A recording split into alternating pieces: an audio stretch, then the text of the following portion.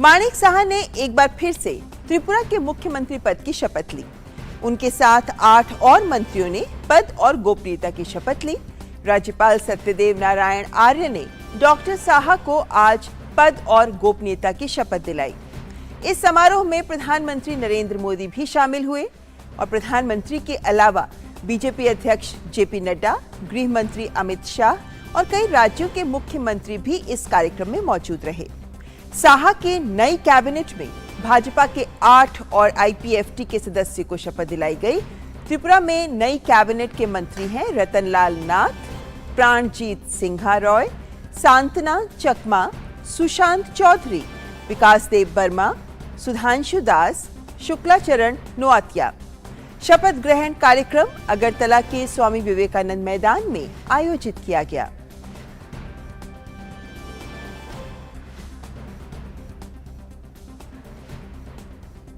प्रधानमंत्री नरेंद्र मोदी भी त्रिपुरा में नई सरकार के शपथ ग्रहण समारोह में शामिल हुए और इसमें शामिल होने से पहले उन्होंने अगरतला में भव्य रोड शो किया। राजधानी अगरतला में पीएम के काफिले के दोनों तरफ खड़ी जनता ने प्रधानमंत्री का शानदार अभिवादन किया।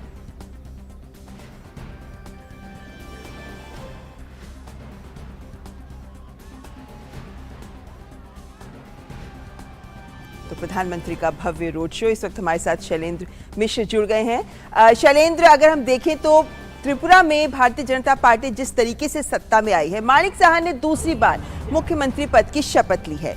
नई सरकार में जिस तरीके से हमने देखा 8 और मंत्रियों को शपथ दिलाई गई है, ये जो स्वरूप है नई सरकार का, ये क्या कुछ कहानी बयां करता है? क्योंकि इस बार चुनौतियां क्या रहेंगी बीजेपी की इस सरकार की, ये भी देखने वाली बात है।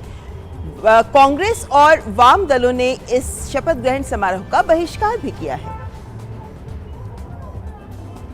देखिए, अगर आप आज के शपथ ग्रहण समारोह को देखें तो विवेकानंद मैदान में भव्य शपथ ग्रहण समारोह आयोजित किया गया था।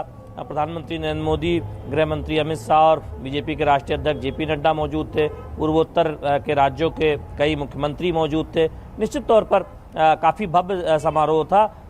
8 अन्य मंत्रियों ने शपथ लिया है, जिसमें आप देखें कि 3 नए चेहरे हैं और युवा और अनुभवी नेताओं का एक बेहतर संतुलन नजर आता है। साथ ही साथ क्षेत्रवार आकांक्षाओं का भी ध्यान रखा गया है। एक महिला भी इस मंत्रिमंडल में शामिल है, जिसमें आज जिन 8 मंत्रियों ने शपथ ली है उसमें अगर आप देखें, और साथ ही साथ सहयोगी जो बीजेपी के सहयोगी हैं उनको भी जगह देने की कोशिश की गई है। तो ये एक तरह से दिखाता है कि एक संतुलन बनाकर चलने की कवायद माणिक साहा ने की है जब उन्होंने मुख्यमंत्री पद की शपथ ली और उनके साथ 8 मंत्रियों ने शपथ ली है, जिसमें अनुभवी चेहरे हैं और युवा चेहरे हैं। इससे एक संकेत मिलता है कि राज्य की जो आकांक्षाएं हैं उसमें जो युवाओं की आकांक्षाएं हैं उसका खास तौर पर ध्यान रखा जाएगा और साथ ही साथ जो अलग अलग क्षेत्रवार जो आकांक्षाएं हैं उसका भी ये सरकार नई सरकार ध्यान रखेगी। क्योंकि मंत्रिमंडल के गठन से बहुत कुछ साफ हो जाता है, बहुत कुछ संकेत भी मिलता है। आगे विस्तार भी होगा तब और एक तरह से देखें कि कुछ और चेहरों को जगह मिल सकती है। लेकिन आज मुख्यमंत्री माणिक साहा के साथ 8 अन्य मंत्रियों ने शपथ ली है और उसमें जो चेहरे शामिल हैं उसमें अनुभवी चेहरे हैं, युवा चेहरे हैं और साथ ही साथ हम जानते हैं कि बीजेपी का जो सहयोगी दल इनके साथ मिलकर बीजेपी ने चुनाव लड़ा था, सहयोगी दल को उतनी सफलता नहीं मिल पाई थी। एक तरह से कहें सहयोगी दल को अपेक्षित सफलता नहीं मिल पाई थी।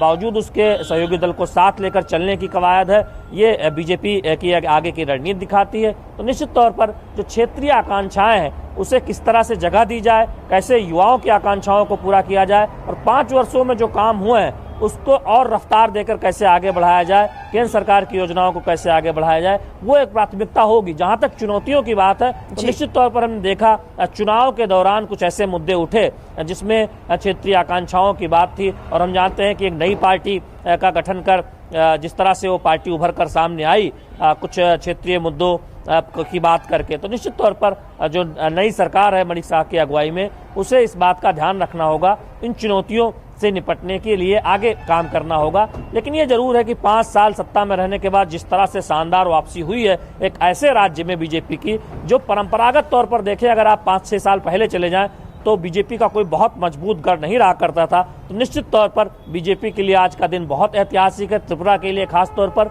जब होली के दिन बीजेपी की अगुवाई में नई सरकार, बीजेपी की सरकार ने शपथ ली है। शैलेंद्र, होली के दिन दोहरी खुशी, क्योंकि सरकार का भी गठन हो रहा है। ऐसे में महत्वपूर्ण बात शैलेंद्र की, जैसे अगर हम मानिक साहा को ही देखते हैं तो वो पहले कांग्रेस में थे, फिर बीजेपी में आए, पेशे से डॉक्टर, क्रिकेट एसोसिएशन के अध्यक्ष, राज्यसभा के सांसद, लेकिन अब मुख्यमंत्री के तौर पर उनका जो अनुभव रहा है उसके आधार पर आने वाले वक्त में किस तरीके की इस विकास के कार्य को की अपेक्षा कर सकते हैं, खासकर तब जब ये बात खुद जिन्होंने शपथ ली है मानिक साहा, नए मुख्यमंत्री राज्य के, उन्होंने ये बात कही है कि भाजपा के विकास के ही मंत्र को लेकर सरकार चलाएंगे।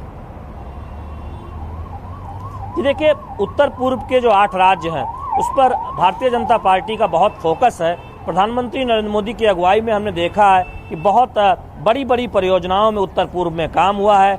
नए हवाई अड्डे मिले हैं, नई रेल लाइन मिली है और नई रेलगाड़ियों की सौगात मिली है। और सबसे बड़ी बात है कि कनेक्टिविटी की जो एक समस्या रही है, चुनौती रही है उत्तर पूर्व की भौगोलिक स्थिति की वजह से, उसे दूर करने की भरपूर कोशिश हमने देखा प्रधानमंत्री नरेंद्र मोदी की अगुवाई में की गई है। और राज्य सरकार, जो बीजेपी शासित राज्य सरकार है, उनका भरपूर सहयोग भी मिला है। तो एक जो बड़ी समस्या है, कनेक्टिविटी की समस्या, वो दूर होती नजर आई है पूरे उत्तर पूर्व में, और उस चुनौती से पार पाया जा रहा है। दूसरी बात यह है कि जब कनेक्टिविटी बेहतर हुई है तब निवेश भी हमने देखा है कि आकर्षित हुआ है उत्तर पूर्व की तरफ। जब हिंसा की घटनाएं कम हुई हैं, तमाम एक तरह से समूहों के साथ बातचीत करके शांति का माहौल बनाया गया है, क्योंकि उत्तर पूर्व की ये भी एक बहुत पुरानी समस्या रही कि शांति का माहौल यहाँ पर बने, ये एक चुनौती रही है।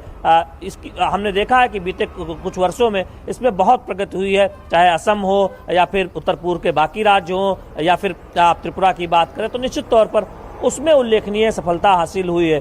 यही वजह है कि जनता का भरोसा बीजेपी जीतने में कामयाब रही है। तो वो एक चुनौती रहेगी आगे, उस शांति के माहौल को और बेहतर करना और सभी को साथ लेकर चलना, निश्चित तौर पर ये एक प्राथमिकता रहेगी राज्य सरकार की। यानी जन आकांक्षाओं को पूरा करना, अपने जिस तरीके से जिस वायदों के साथ ये चुनाव जीता गया उन्हें जमीन पर साकार करना, लेकिन साथ ही साथ राजनीतिक हिंसा के दौर को भी कहीं ना कहीं गुजरे जमाने की बात साबित करना, क्योंकि हर बार कुछ नई पहल, एक नई सोच के साथ बीजेपी का काम करती है विभिन्न राज्यों में। तो ये भी उम्मीद रहेगी। फिलहाल बहुत बहुत शुक्रिया शैलेंद्र, हमारे साथ इस चर्चा